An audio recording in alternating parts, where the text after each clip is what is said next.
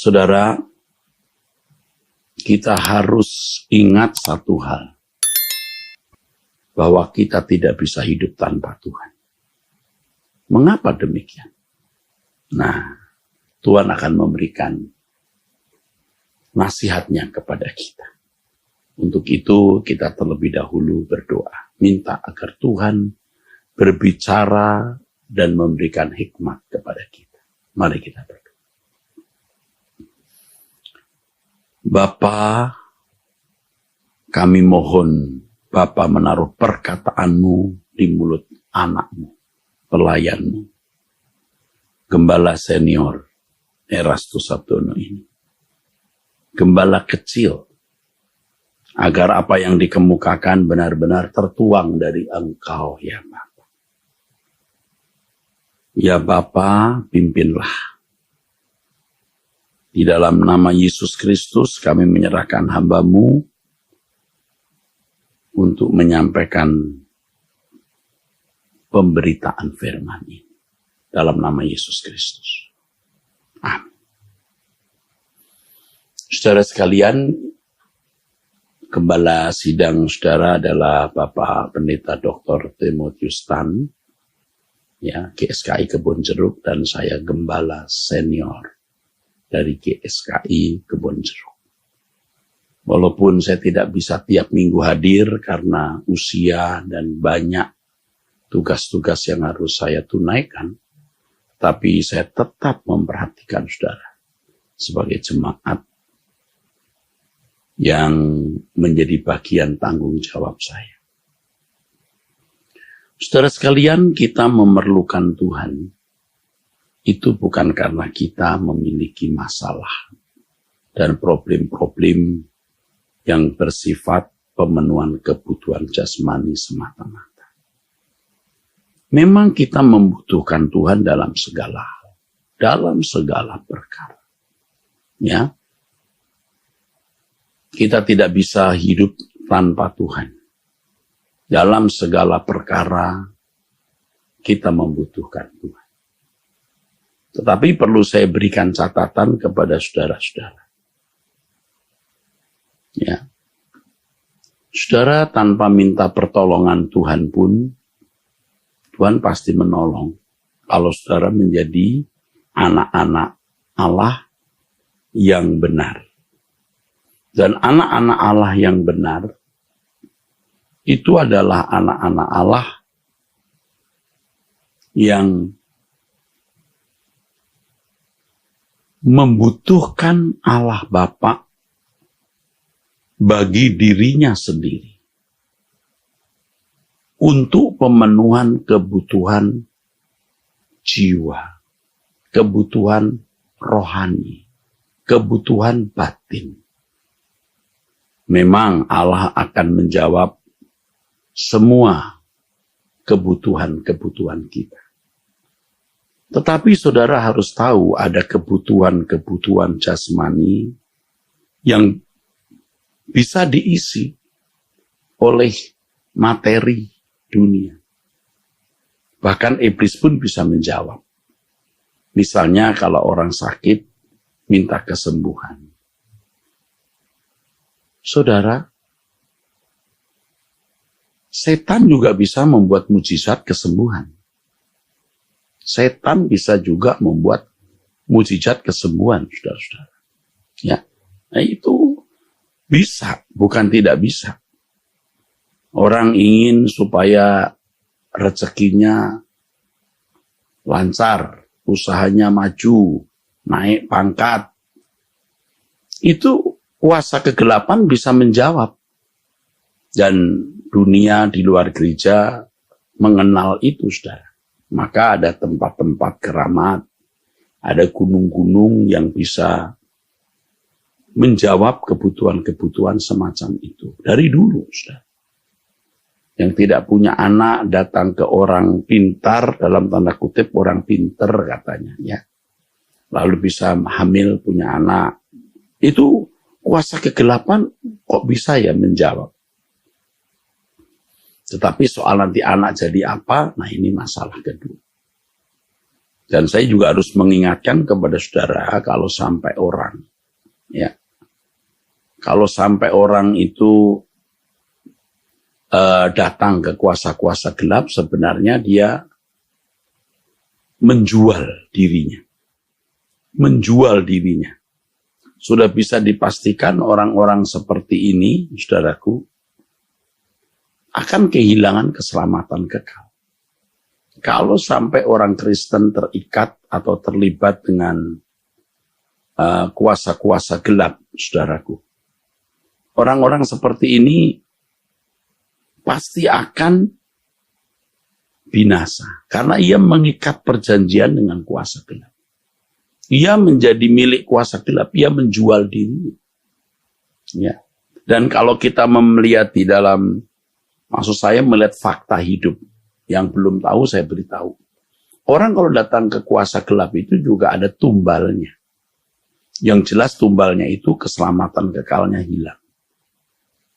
Ya nanti anaknya satu jadi gila, yang satu jadi cacat, dan lain sebagainya. Ada yang begitu. Nah ini masalah. Ada juga yang di ujung maut sebelum meninggal dunia, ya, itu menderita, mati nggak mati, hidup nggak hidup, dan ternyata ia terlibat dengan okultisme. Kok bisa Pak? Bisa. Dan itu terjadi dalam kehidupan banyak orang, saudaraku. Ya. Kehidupan banyak orang terjadi seperti itu. Dan itu menyedihkan sekali, saudara. Fakta-fakta seperti ini terjadi dalam kehidupan dan kasihannya orang-orang seperti ini. Kasihan. Nah, saudara jangan sampai terlibat. Nah, pemenuhan kebutuhan jasmani itu bisa dijawab oleh kuasa kegelapan. Tetapi kebutuhan rohani, kebutuhan batin, kebutuhan jiwa, itu tidak bisa. Tidak bisa dijawab oleh siapapun, hanya bisa dijawab oleh Tuhan. Itulah sebabnya di Lukas pasal 12, saudaraku, kisah mengenai orang kaya yang mengumpulkan harta, lalu dia berkata, "Hai jiwaku, tenanglah, ada padamu banyak barang, banyak harta." Dia bertimbun-timbun, ya, tidak akan habis bertahun-tahun atau sampai keturunannya ketiga, keempat mungkin karena kayanya. Tenanglah jiwaku.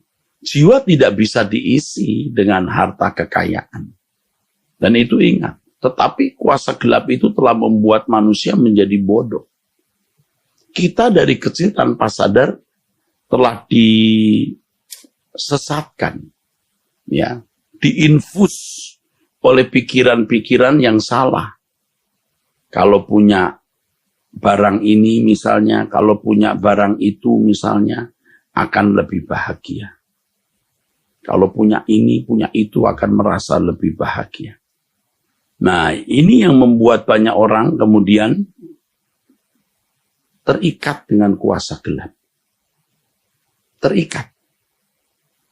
Jadi ketika orang terikat dengan sesuatu, tidak terikat dengan Tuhan, maka sebenarnya dia terikat dengan kuasa kegelapan.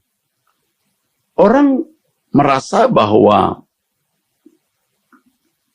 dengan tidak ke dukun, dengan tidak ke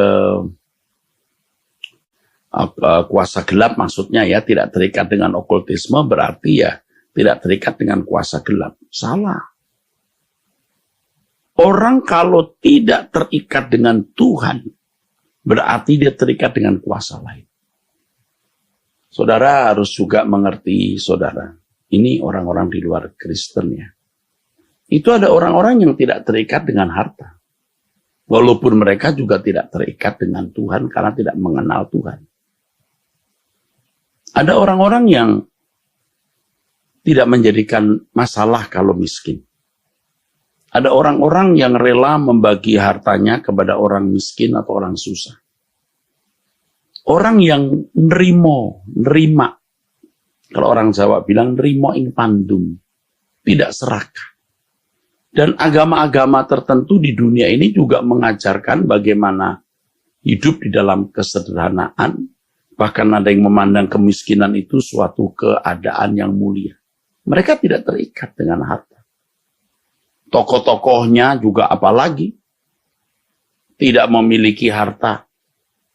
Dia hanya pakai baju, ya baju rohaniwan, tasnya pun juga dari kain. Saudara, itu tidak sedikit mereka yang tidak terikat dengan harta kekayaan.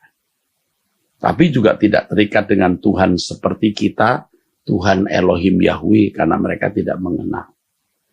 Jangan saudara pikir mereka nanti masuk neraka, belum tentu.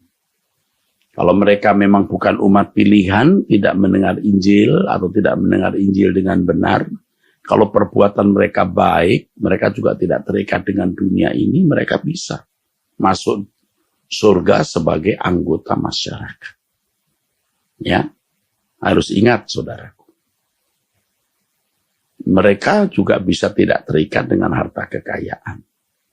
Kalau saya di lingkungan saya waktu masih muda, saya juga bertemu dengan orang-orang yang filosofi hidupnya sederhana.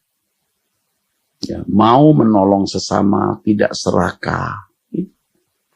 Jadi jangan berpikir hanya orang Kristen yang tidak terikat dengan harta kekayaan. Banyak orang di luar Kristen atau ada orang luar Kristen yang juga tidak terikat dengan kekayaan.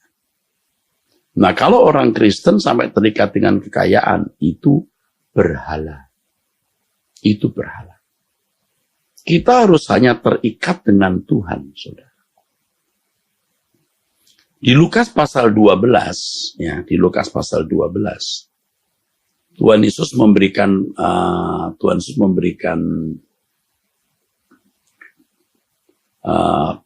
perumpamaan mengenai orang kaya yang bodoh, ya saudara. Ada seorang kaya yang hartanya berlimpah-limpah. Lalu dia sibuk bagaimana menimbun kekayaannya supaya lebih banyak. Dia membuat gudang-gudang, lalu setelah itu dia berkata, "Hai jiwaku, ada padamu banyak barang tertimbun untuk bertahun-tahun lamanya, beristirahatlah, makanlah, minumlah, dan bersenang-senanglah." Ini, saudara, lihat. Orang seperti ini orang bodoh. Ya. Tuhan katakan, "Hai orang bodoh, pada malam ini juga jiwamu akan diambil daripadamu, dan apa yang telah kau sediakan, untuk siapakah itu nanti?" Demikianlah jadinya dengan orang yang mengumpulkan harta bagi dirinya sendiri, jikalau ia tidak kaya di hadapan Allah. Puji Tuhan, saudara. Ini bodoh, puji Tuhan kita tahu. Ini kebodohan. Jadi kita jangan bodoh. Jangan berpikir kalau punya barang ini lebih bahagia, kalau punya barang itu lebih bahagia. Memang kita membutuhkan ya kendaraan, rumah, tempat naungan, tidak salah. Dan memang sebagai bapak rumah tangga, saudara dan saya harus mencukupi kebutuhan keluarga. Ya, sebagai orang tua, sebagai ayah, sebagai ibu, bekerja berjuang untuk pemenuhan kebutuhan primer keluarga.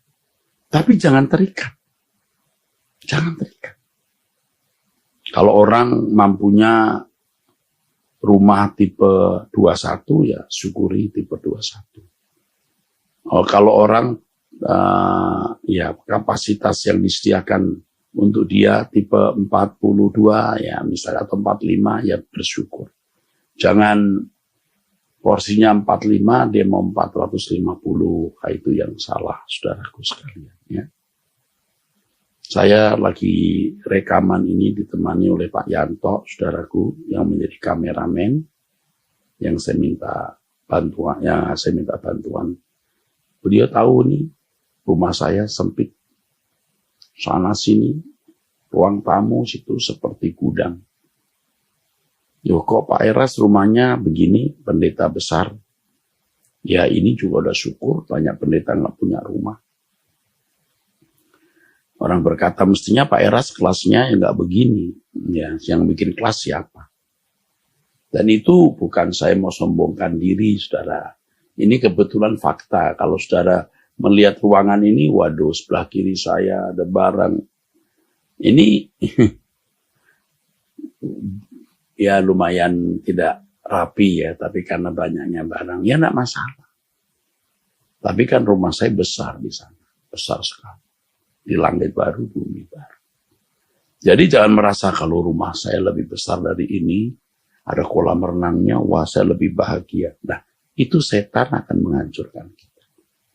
Nah, kalau saudara punya rumah ada kolam renangnya, ya nggak salah juga kalau memang itu bagian saudara. Nah, kalau saya kan memang porsinya tidak seperti itu. Jadi beda, saudara, beda. Saudara, mengatakan ini sekali lagi bukan untuk supaya saya diangkat-angkat, tidak. Ya, saya sudah menjadi pembicara itu puluhan tahun. Jadi mestinya kalau mengumpulkan harta sudah banyak, ya, sudah banyak mestinya. Tetapi nanti kita lihat di langit baru, bumi baru untuk apa uang yang ada pada kita, ya, saudara. Nah, saudara jangan berharap dengan mobil merek ini aku lebih bahagia daripada mobil merek itu. Dengan mobil kelas ini aku akan lebih lengkap daripada mobil kelas yang lebih rendah. Itu pekerjaan kuasa kegelapan yang menghancurkan kita. Ya. Malah ada orang yang saya pernah dengar ya, orang berkata, sebelum saya meninggal saya ingin punya villa di situ. Lah, kalau villamu sudah jadi, kamu juga sudah tua, lalu belum tentu sebulan sekali kamu ke sana. Ya. Mau punya villa. Bukan tidak boleh punya villa, boleh. Tetapi pertanyaannya, apakah itu menjadi kesukaan Tuhan atau kesukaan kita sendiri? Nah, standar umum adalah hal itu wajar, tidak apa-apa. Kalau standar anak Allah tidak wajar. Dulu juga saya menganggap itu wajar. Sekarang saya tahu itu tidak wajar. Dan tidak boleh. Kita tidak boleh terikat. Inilah yang menjadi persoalan banyak orang Kristen hari ini. Tidak bisa mengikut Yesus. Sebab kalau ikut Yesus itu prinsipnya asal ada makanan pakaian cukup. Artinya bukan hanya punya makanan dan pakaian. Artinya yang penting dia bisa menjalani hidup dari hari ke hari. Yang kesukaannya hanyalah Tuhan. Tapi di ayat itu tidak ada kata Tuhan. Nah, makanya kita harus cerdas memahami ayat Alkitab. Asal ada makanan, pakaian cukup. Berarti tidak ada yang ditarget. Kalau tidak ada yang ditarget, berarti Tuhan yang menjadi target satu-satunya. Tapi kalau manusia kan macam-macam, saudaraku. Ya, yang ditarget itu macam-macam. Kita harus mentarget Tuhan saja. Tuhan saja. Percayalah, saudara. Saudara akan dipelihara Tuhan kok. Ya. Mungkin Tuhan tidak membuat Anda berlimpah-limpah, tapi pasti cukup. Pasti bisa dilewati istilahnya. Dan kalau sampai Tuhan membuat saudara itu berlimpah-limpah, itu berarti tanggung jawab yang lebih besar untuk mengarahkan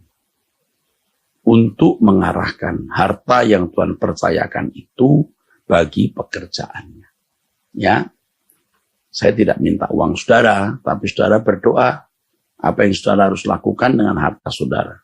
Jangan harta berlimpah-limpah, ya, dagangnya maju, penghasilannya jadi besar, gajinya naik berlipat ganda, lalu mikir mau beli rumah di mana?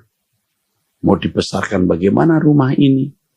Lalu mau beli mobil merek apa? Nah, itu pikiran manusia pada umumnya begitu. Dulu juga saya tentunya begitu. Walaupun tidak terlalu ekstrim ya, saudara. Tapi ada unsur itu. Sekarang saya tahu. Kalau masih berpikir begitu, mengerikan. Nanti di kekekalan, aduh, mengerikan, saudara. Nah, kalau orang merasa bahwa ada sesuatu yang akan membuat dirinya lebih lengkap, itu berhala. Ingat, itu berhala. Anda kalah loh dengan filosofi dari beberapa suku, ya.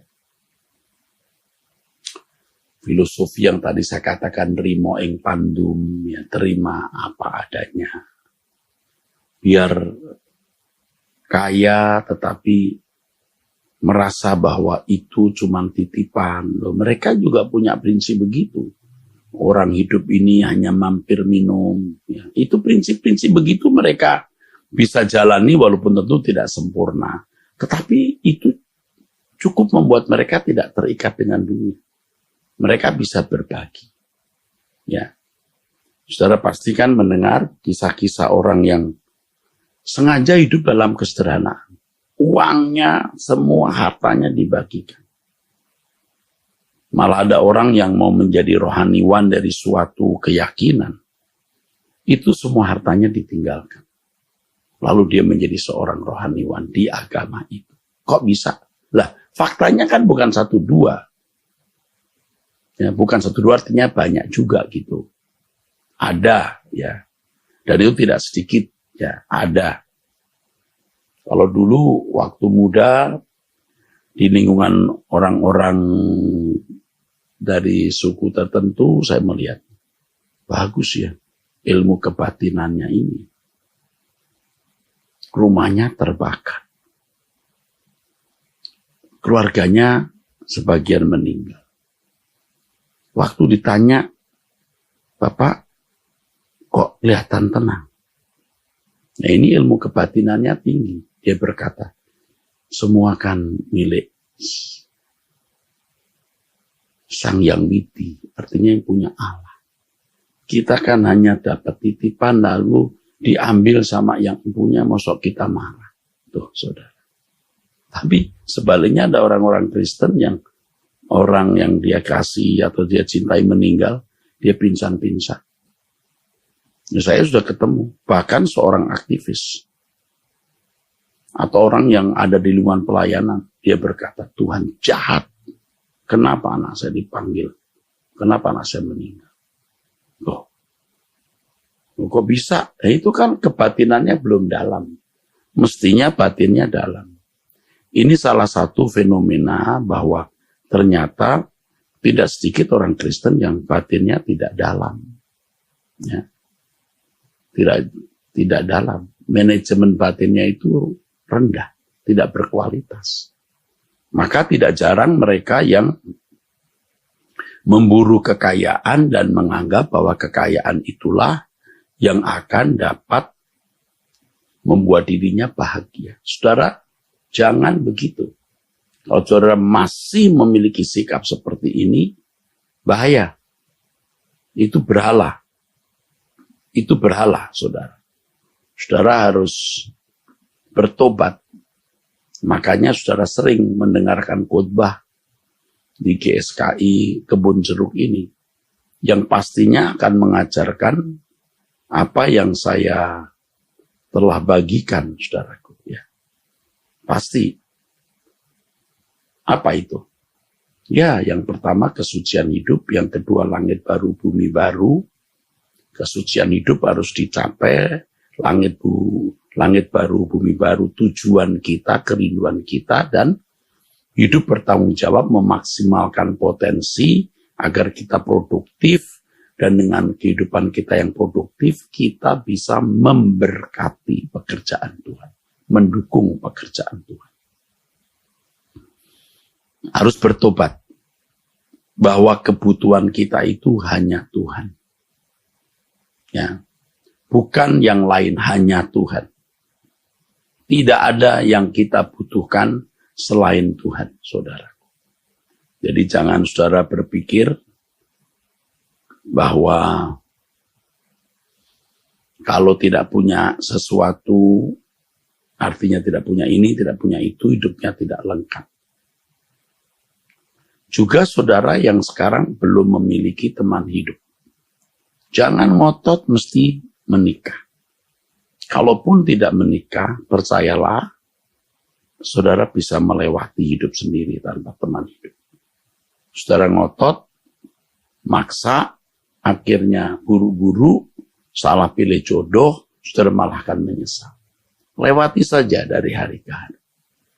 Kalau ada saudara yang teman hidupnya tidak setia, sekarang saudara sendiri, biasanya itu ibu-ibu atau lebih banyak ibu-ibu. Ya, berbahagialah. Saya tahu sakitnya dikhianati, ya, tapi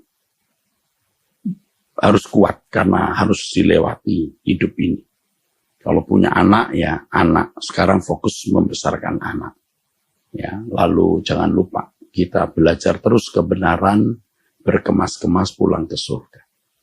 Di sana nanti semua yang kita butuhkan akan kita peroleh. Ingat, semua yang kita butuhkan. Surga itu bukan hanya tempat kita nyanyi, tidur. Tapi kehidupan seperti di bumi ini. Hanya tidak ada dosa, tidak ada kejahatan, tidak ada perang tentunya, tidak ada krisis, tidak ada bencana. Aduh, itu yang kita rindukan, saudara. Saudara harus berprinsip, aku bisa hidup tanpa siapa-siapa dan tanpa apa-apa. Tapi aku tidak bisa hidup tanpa Tuhan. Makanya di Mazmur pasal 42, firman Tuhan mengatakan, seperti rusa yang merindukan sungai yang berair, demikianlah jiwaku merindukan Engkau, ya Allah. Ya, tubuh kita akan masuk kubur, akan hancur, bercampur, atau berkalang tanah. Tetapi jiwa roh kita kekal. Nah, konyolnya manusia, bodohnya manusia, sesatnya manusia, bekerja untuk tubuh, untuk fisik yang sementara ini. Itu hasil karya keberhasilan setan. Sehingga orang tidak fokus kepada pemenuhan kebutuhan kekalnya, yaitu jiwa dan rohnya itu. Jiwaku haus kepada Allah yang hidup. Bilakah aku boleh datang melihat Allah? Nih, saudaraku, ini standar manusia yang benar. Memiliki kerinduan akan Allah. Nah, banyak orang belum sampai tingkat ini. Belum sampai tingkat haus kepada Allah. Kenapa? Karena jiwanya sudah terlanjur diisi. Jiwanya sudah terlanjur diisi oleh kesenangan-kesenangan dunia. Ya. Kalau di Jawa itu ada satu kalimat begini. Ya. Saya tuh kadang-kadang lupa walaupun dibesarkan di Jawa. Kalau bahasa Indonesianya begini, haus bukan karena air. Ya. Ya. Haus itu apa ya bahasa Jawanya? Ya?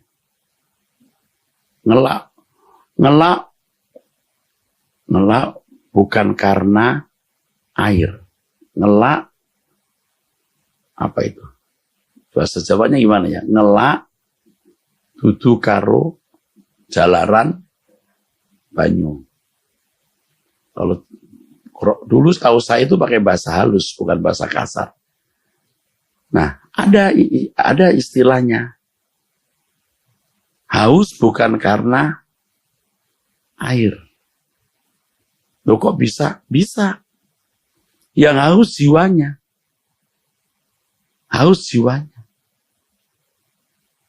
Makanya mereka punya prinsip yang namanya golek air, golek banyu urip, mencari air hidup. Itu filosofi non-Kristen, mencari air hidup. Kok bisa ya Pak? Ya makanya jangan picik. Nah, filosofi dari kebatinan ini saja udah begitu bagus. Haus bukan karena air. Apa yang haus? Jiwanya. Nah, banyak orang yang haus jiwanya, tapi yang diisi tubuhnya. Nah, itu goblok. Kayak orang kaya tadi, maaf kata goblok kasar ya. Sorry.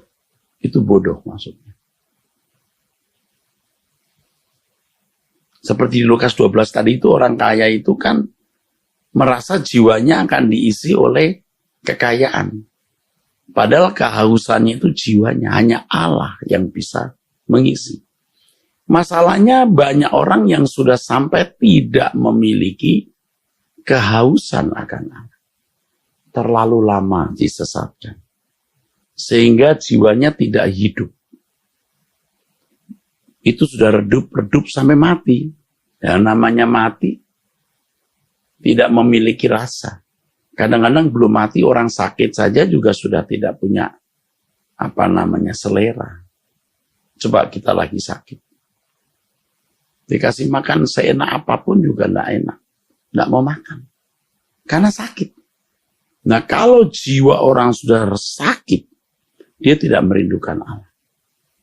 Bisa jalan-jalan ke mall berjam-jam, bisa nonton tontonan berjam-jam. Doa 10 menit saja nggak betah. Apalagi 30 menit, nggak mampu. 1 jam, tewas. Tapi kalau orang haus akan Allah, 1,5 jam itu rasa singkat. Doa puasa yang kita lakukan selama 40 hari. Ya. Saya lakukan dengan orang-orang yang berpuasa bersama saya. Pagi doa 1 jam dari jam 5. Sore malam hari 6:30 sampai jam 8. Terus menerus. Mungkin orang tanya, apa nggak bosen sih Pak? Ya kalau bisa lebih 1 jam juga, lebih 1,5 jam juga bisa. Kita jangan sampai tidak memiliki kehausan akan Allah. Mengerikan. Jadi kalau sekarang saudara tidak memiliki kehausan akan Allah, bertobatlah, carilah Tuhan, dengarkan khotbah yang baik, sediakan waktu berdoa, atau ikut berdoa bersama kami. Sampai saudara memiliki kehausan itu. Pada umumnya, setahu saya hampir semua, orang Kristen yang mengalami cinta mula-mula pada waktu dia dijamah Tuhan, pada waktu awal-awal ikut Tuhan, waduh, haus akan Allah. Rasanya mau tiap hari ke gereja. Mendengarkan Alkitab, membaca Alkitab, mendengarkan khotbah. Tapi ada masa-masa kemudian menjadi tawar. Iya, dia tidak memelihara kehausan itu. Lalu mulai fokus kepada yang lain. Saudaraku, saya ingatkan bahwa orang yang tidak haus kepada Allah itu tidak layak bersama dengan Allah. Anda kalau tidak haus akan Allah, Anda tidak layak bersama dengan Allah.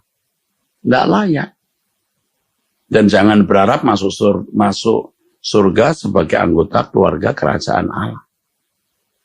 Tadi saya singgung orang-orang di luar Kristen bisa masuk surga, Pak, bisa menjadi anggota masyarakat. Mereka tentu yang dinilai Tuhan baik. Tetapi kalau orang percaya itu harus sempurna seperti Bapa, serupa dengan Yesus. Serupa dengan Yesus, saudara tahu, serupa dengan Yesus. Apa itu? Aduh, serupa dengan Yesus itu, saudaraku, rohani. Yesus itu rohani, tidak ada duniawinya sama sekali. Fokusnya hanya Bapa di surga dan kerajaan surga. Nah, kalau kita ikut Yesus, mengaku percaya kepadanya, kita harus rohani seperti dia. Kalau tidak, ya berarti bukan pengikut Yesus, pengikut yang lain. Ayo, saudara, mumpung masih hidup ya, kobarkan kehausan akan Allah. Saudara masih bisa kok, ya bangkit, hidup, yang selama ini tidak memiliki kehausan akan Allah, bisa mulai memiliki kehausan akan Allah. Saudara tidak memiliki kehausan akan Allah, saudara tidak menghormati dia, tidak mencintai dia. Dan Tuhan tidak akan bersama dengan saudara yang tidak haus akan Allah. Nah, pemazmur mengatakan di Mazmur 42, ayat yang berikut, ayat 3, air mataku menjadi makananku siang dan malam, karena sepanjang hari orang berkata kepadaku, di mana Allahmu? Ini mungkin bukan pertanyaan langsung, di mana Allahmu? Bukan. Tetapi mereka dengan gaya hidup tanpa Allah.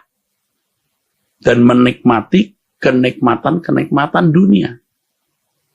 Nah, saudara dan saya menikmati yang tidak kelihatan. Allah itu. Dan seakan-akan mereka berkata, di mana Allahmu? Apa yang menjadi kesukaanmu? Kalau pakai kalimat lain, apa yang menjadi berhalamu? Allahku, berhalaku, ya ini harta dunia. Dan kami menikmati ini. Kalau kamu di mana Allahmu? Apa yang kau pandang terhormat? Apa yang kau pandang berharga? Apa yang kau pandang bisa membahagiakan kamu? Nah, kira-kira begitu. Mana? Nggak ada kok. Di mana? Tapi kita berkata di sini. Di dalam batinku. Saudaraku sekalian, air mataku menjadi makananku siang dan malam. Ini bentuk bentuk perjuangan yang berat. Air mata ini bicara soal perjuangan, saudaraku. Perjuangan. Jadi menikmati Allah yang tidak kelihatan itu tidak mudah, perjuangan, saudara. Sampai merasa sakit bisa, merasa kesepian bisa. Yang dibahasakan dengan air mataku menjadi makananku siang dan malam. Ya Tuhan, biar aku mengalami Engkau, biar aku membuktikan bahwa Engkau hidup, Engkau nyata, dan aku bisa menikmati Engkau. Berjuang. Ini tidak mudah.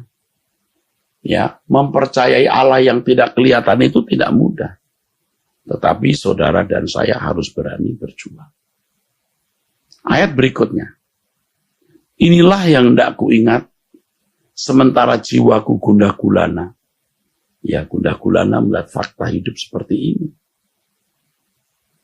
Nah, ini yang kulakukan. Bagaimana aku berjalan maju dalam kepadatan manusia, mendahului mereka melangkah ke rumah Allah, dengan suara sorak-sorai dan nyanyian syukur, dalam keramaian orang-orang yang mengadakan perayaan.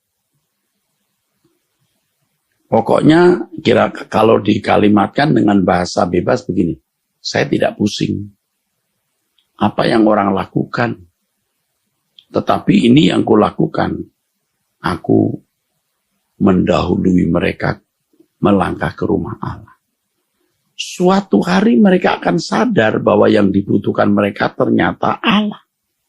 Tapi mereka tidak mencari, aku mendahului ke rumah Allah. Dengan sorak-sorai dan nyanyian syukur. Dengan kerelaan, bukan terpaksa. Di balik kalimat dengan suara sorak-sorai dan nyanyian syukur, termuat keyakinan. Keyakinan bahwa yang kulakukan ini benar. Yakin ini benar, maka dengan suara sorak-sorai dan nyanyian syukur. Dalam keramaian orang-orang yang mengadakan perayaan. Waduh. Ini sudah gila ini. Mengadakan ada suara sorak-sorai, sukacita, tidak jelas. Objeknya apa, tidak jelas.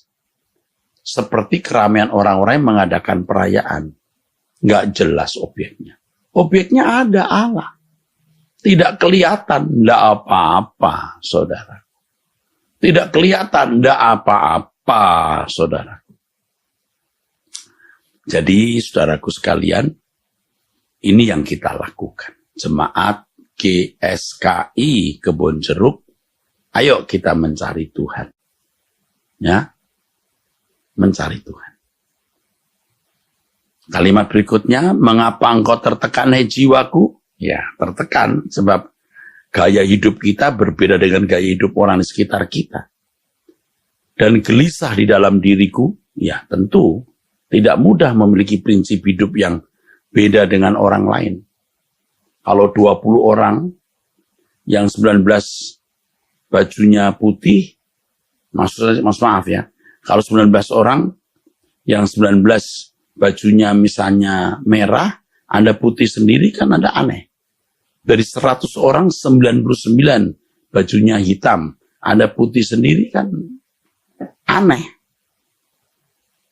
Tidak wajar. Gaya hidupnya kok tidak wajar ya, kok lain.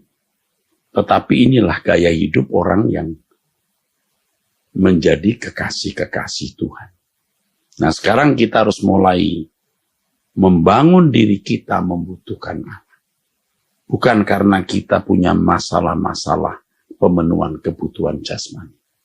Pemenuhan kebutuhan jasmani kita perjuangkan lewat bekerja, hidup bertanggung jawab, memaksimalkan potensi. Oh, Allah pasti memberkati kita, saudara. Tapi sekarang kita mau melihat pemenuhan kebutuhan jiwa. Kebutuhan jiwa ini adalah Tuhan. Tuhan Yesus berkata kepada perempuan Samaria di perigi Yakub. Maksud saya perempuan ya, di perigi Yakub di kota Sikar. Ya. Kamu minum air ini, air sumur, kamu haus lagi. Tapi kalau kamu minum air yang kuberikan kepadamu, kamu tidak haus lagi. Apa itu air? Ya dirinya. Tuhanlah air kehidupan kita. Kita bersyukur kalau kita bisa mendengar kebenaran ini, ya kita bisa diubahkan, saudara. Saya berharap dengan pemberitaan firman Tuhan ini, saudaraku, saudara-saudara sekalian akan diubahkan. Tuhan menolong saudara-saudara. Tuhan memberkati saudara-saudara sekalian. Dan inilah, saudaraku, pesan yang dari Tuhan kepada saudara-saudara sekalian. Tetaplah saudara berjemaat di GSKI Kebon Jeruk, ya. Di sini saudara memiliki gembala yang benar, baik. Saya mengenal sudah lama sekali, saya kira sebelum tahun 2000, jadi beliau masih sangat muda waktu itu, ya. Ya, sudah hampir 30 tahun atau 30 tahun lebih, Pendeta Timotius Tan. Tetaplah di sini. Saudara berbakti mencari Tuhan di sini, ya.